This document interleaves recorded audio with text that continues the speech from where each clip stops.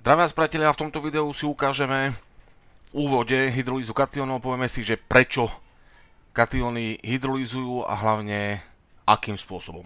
Tak poďme na to.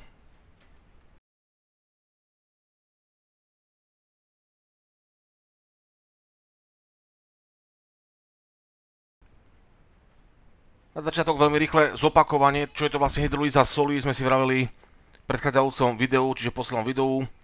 Najprv, čo je to soľ. Soľ je zlúčenina zložená alebo obsahujúca katión kovu Mn+, respektíve amonikatión a anión kyseliny. No a všeobecný zápis soli môže vyzerať takto. M ešte raz je kovový katión s nábojom N+, a Ačko je anión s nábojom M-. Hydrolýza solí, tam sme si povedali, že je to protolytická reakcia jónov rozpustené soli s vodou za vzniku H3O+ alebo OH- jónov, alebo vznikajú aj H3O+ a OH-. No dnes si ukážeme, ako vlastne prebieha hydrolýza katiónov. No lepšie povedané, len prvú časť tej hydrolýzy, lebo je to pomerne veľká téma. Takže hydrolýza katiónov. Máme na mysli tých kovových katiónov Mn+. Amonikatión teraz necháme na pokoji. Takže prvé, čo treba vedieť, ak rozpustíme soľ vo vode, budeme mať len vodné systémy, ak rozpustíme soľ vo vode, prvý krok alebo prvá fáza, ktorá nastáva, je štiepenie danej alebo rozrušenie danej kryštálovej štruktúry tuhej soli za uvoľnenia katiónov a aniónov. Lenže pozor, jóny, ktoré sa uvoľnia z kryštálovej štruktúry, nedostávajú roztoku same, izolované. Obalia sa molekulami vody, no a tento proces sa nazýva tzv. Hydratácia. Takže budú hydratované. Takže ešte raz, hydratácia je proces, kedy sú jóny rozpustené soli, to je aj katióny a anióny obaľované molekulami vody. No a vytvorí sa tzv. hydratačný obal. Ukážem si to na príklade chloridu sodného, tam to pochopíte pomerne rýchlo, no a keď to pochopíte na princípe chloridu sodného, tak nebude problém pochopiť aj hydratáciu iných solí.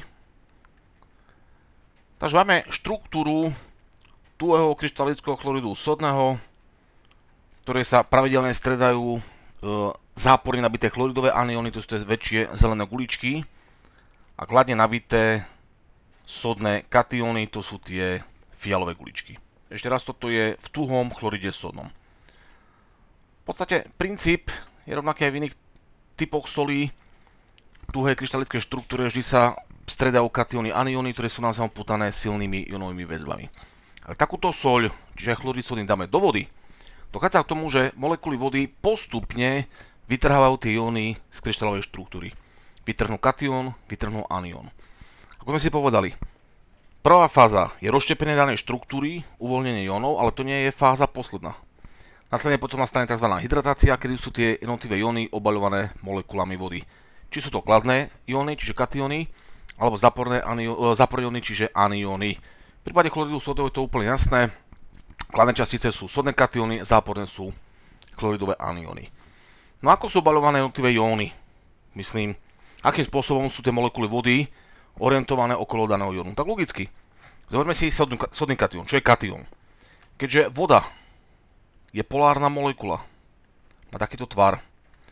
Na kyslíku sú lokalizované dva voľné elektrónové páry, ale to nás teraz netrapí. Podstatné je to, že tam je dvojnásobný záporný náboj. No a na vodíkoch je lokalizovaný kladný náboj. Tak logicky, molekuly vody sa budú, alebo takto, katióny budú obalované molekulami vody cez zápornú časť, čiže cez kyslíky. Zoberte si sodný katión. Akým spôsobom sa orientujú molekuly vody? Cez záporný kyslík. No a kladné vodíky tým pádom idú ako keby do priestoru.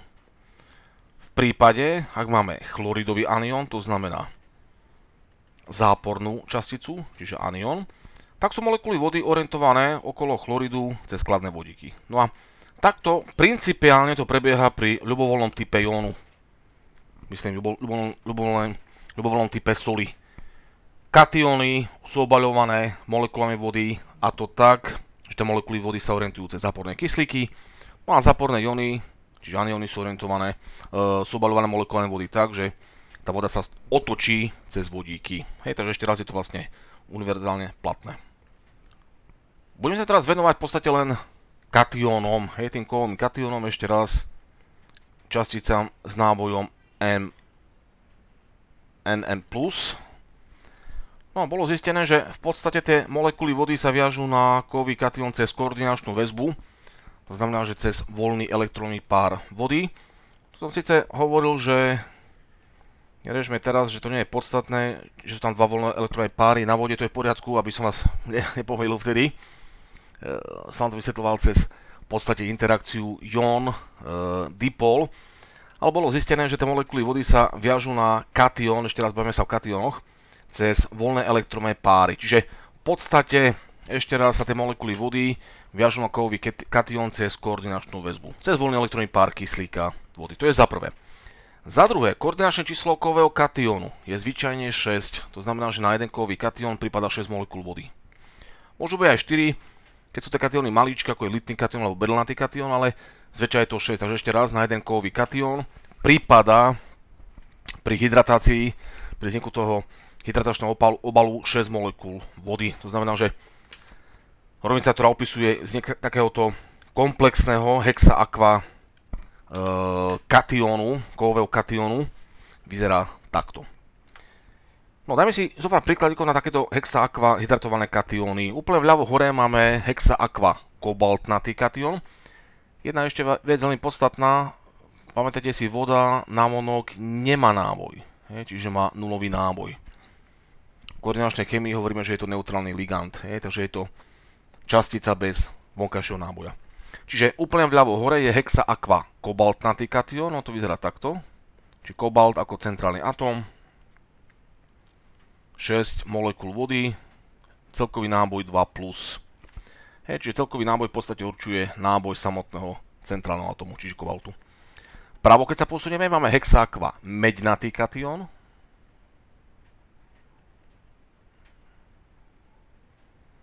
Čiže takéto niečo. Vpravo dole je hexa-aqua železitý katión.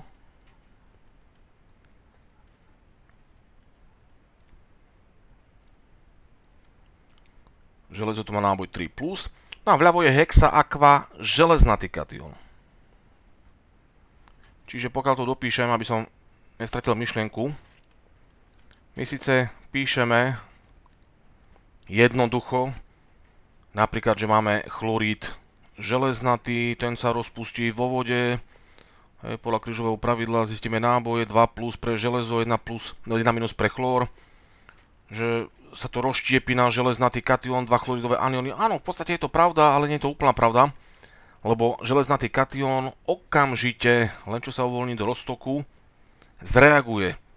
So 6 molekulami vody dostaneme hexa-aqua železnatý katión, takže toto je vlastne realita. Takže nezabudajte ešte raz, tie kovové katióny, ktoré sa uvoľnia zo solí, z ich tuhých foriem, zostávajú v roztoku izolované, okamžite nastáva hydratácia, obalia sa molekulami vody, zvyčajne 6, a vznikajú tzv. Hydratované, v tomto prípade hexa-aqua kovové katióny. Takže takto, aby ste vedeli. No a teraz poďme ďalej. Ešte jedna taká vec, nie je to extra dôležité, ale je na škodu, aby ste to vedeli. Tie molekuly vody sú orientované do vrcholov tzv. Oktaédra. Vytvára sa častica, ktorá má tvar tzv. 8-stená alebo oktaédra. 4 molekuly vody, ako vidíme, sú orientované vo vrcholoch štvorca, takže sú ako keby oni sú v jednej rovine. No a 5. a 6. molekula vody sú orientované axiálne, to znamená, že zvislo. Útvar, ktorý vznikne častica, sa nazýva ešte raz oktaéder, čiže 8 sten. Teraz sa už dostávame postupne k samotnému princípu hydrolýzy tých kovových katiónov. Čiže ešte raz už vieme, že prvý krok je vlastne vždy vytvorenie hydratovaných kovových katiónov, zväčša sú to hexa-aqua hydratované katióny. Obrázok vľavo vlastne predstavuje ten hexa-aqua hydratovaný katión. Nejaký. To v strede, čo je, to je ten katión Mn+. Dúfam, že to bude vidno. Počkajte, dáme si čiernu farbu. Čiže toto je ten katión s nábojom N+. To je podstatné. Toto sú molekuly vody, to znamená vodíky, to červené je kyslík, to isté vodíky, kyslík.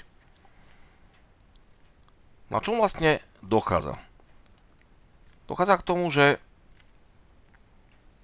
ten kovový kation, ktorý je v strede, tým, že má kladný náboj, on pôsobí doslova do písmena ako elektronový vysavač. Lebo ak má deficit elektronov, čiže má viac protonov ako elektronov, priťahuje elektrony. Dokonca ešte viacej, keby to bolo neutrálne.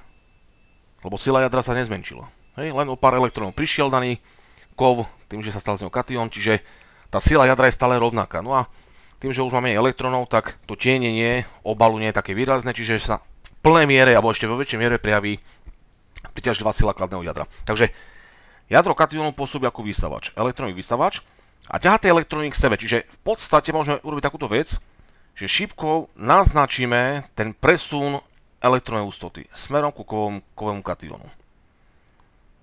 Tak.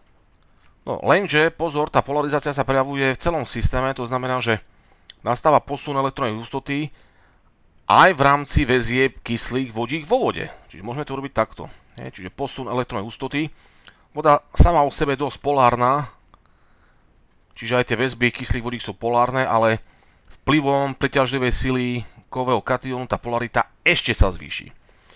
No a v prípade, ak je tá sila pomerne veľká, priťažlivá kovového kationu, sa môže stať, že nejaký ten vodík, ktorý je v molekule vody, to nevydrží a sa odštiepí. Napríklad môžeme si dať tento tu.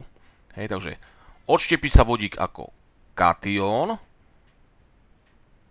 a tým pádom nastane hydrolýza. No to je celé.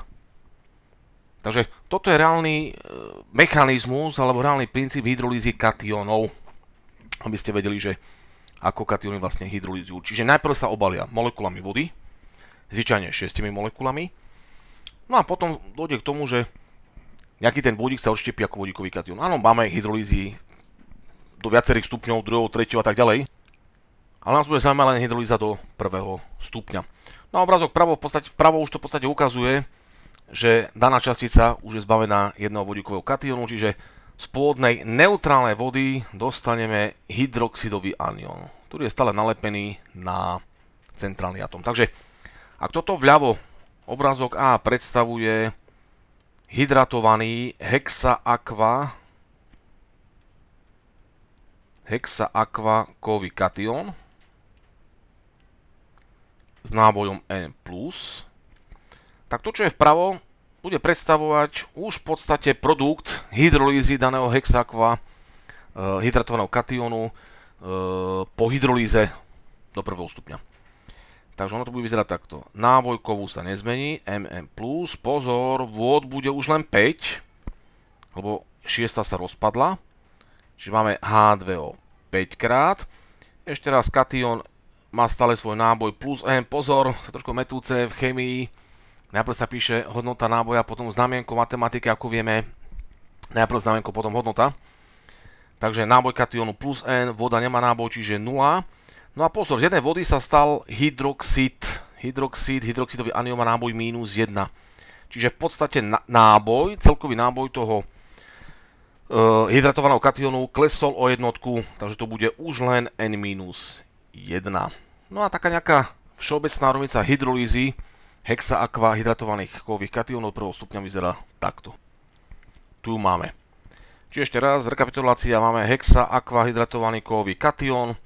Z jednej molekuly vody sa uvoľní jeden vodíkový katión. Nastane hydrolýza, nezabudajme, hydrolýza je čo? Protolytická reakcia jónov rozpustenej soli, čiže katiónov alebo aniónov z vodou za vzniku H+ alebo OH- jónov, alebo jedno aj druhé. No a tu vznikajú H+, alebo sa uvoľňujú H+ jóny. Dostaneme oxónový katión, tým pádom pH pôjde dole, čiže hydrolýza kovových katiónov vždy spôsobuje pokles pH. No a z pôvodného hexa-aqua hydratovaného katiónu sme dostali takéto niečo. Už je tam len 5 molekúl vody, plus vznikol ten hydroxidový anión, ktorý sa stále viaže na kovový katión. Takže takto ešte nejako vyzerá rovnica hydrolýzy hexa-aqua hydratovaného katiónu kovu. Uvediem príklad, zoberme si hexa-aqua hlinitý katión. Ako bude vyzerať hydrolýza takéhoto katiónu? Čiže plus voda. Vodíkový katión z jednej molekuly vody, ktorá je v koordinačnej sfére toho komplexného katiónu, sa odštiepí. Protón z tej vody prejde na vodu rozpúšťadla. Dostaneme tým pádom H3O+, plus takýto pozmenený hydratovaný kation hlinitého kationu. Takto, ak sa mám vykoktať. Tak, náboj, pozor, už bude o jednotku menší, takže 2+. Tak, čiže ešte raz hydratované kationy, tie Hexa Aqua, hydratované kovové kationy, nemusia byť stále Hexa, sme si už povedali, že môže byť 4, ale berme 6, sa správajú ako bronštedové kyseliny, čiže môžu uvoľniť vodíkový kation z koordinovanej molekuly vody. No tak sa teraz je, a od čoho bude závisieť stupeň hydrolýzy daného hydratovaného kationu? Čo bude určovať, ktorý kation bude hydrolýzovať pomerne silno, ktorý bude hydrolýzovať slabo, ktorý dokonca vonkoncom nie? No tých parametrov je niekoľko, ale v podstate sú najpodstatnejšie dva faktory, dva činiteľe, ktoré vplyvajú na stupeň hydrolýzy takéhoto hydratovaného kationu, a tu je veľkosť samotného náboja kového kationu, to znamená od náboja N+, a taktiež od ionového polomeru. Viac o tom budúcom videu, ako hovorím, bolo by to pomerne veľa na jedno video, takže viac si povieme potom na budúce. To je na dnes všetko, priatelia. V budúcom videu pokračujeme ďalej, ukážeme si v druhej časti, ktorá sa venuje tej hydrolýzy katiónov, ukážeme si ešte raz, ktoré faktory vplyvajú na hydrolýzu tých hydratovaných katiónov, asi vysvetlíme, prečo niektoré hydrolýzujú tie hydratované katióny viac, niektoré menej, a ktoré dokonca vonkoncom nie. A na záver, štandardne, ak sa vám toto video páčilo, dajte páči sa mi to, alebo to aj zdieľate. Pokiaľ nemáte odber, dajte si aj odber. Dovidenia.